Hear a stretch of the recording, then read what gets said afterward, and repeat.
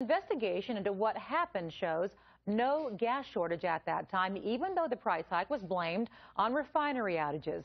NBC4's Gordon Tokamatsu is live in Van Nuys. And Gordon, what was really happening at those refineries?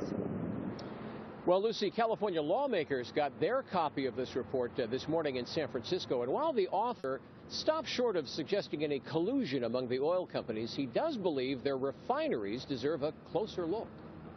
Remember the gasoline price spike last May? How about the other one last month?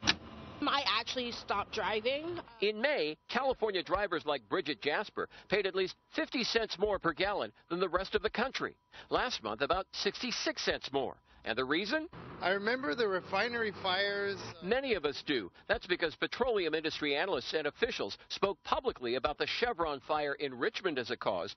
Also, delivery problems in pipelines, not to mention shutdowns for maintenance. But today, local consumer watchdog groups are reacting to a new report that calls into question those explanations. I mean, this seems to me to be outright fraud. Oregon-based McCullough Research collected environmental data from smokestacks at the plants, and in its study says that some of the plants were not only operating during those shutdowns, but producing surplus fuel as well. So why am I paying higher prices? The oil companies know that if they report publicly that their refineries are down, the price of gasoline is going to go up very quickly. A petroleum industry spokesman told us the study's data does not necessarily mean those facilities are able to produce fuel for the gasoline market, although he couldn't answer what kind of output was coming from the plants at the time or how much. But he added, we dispute any suggestion that there was market manipulation of any kind.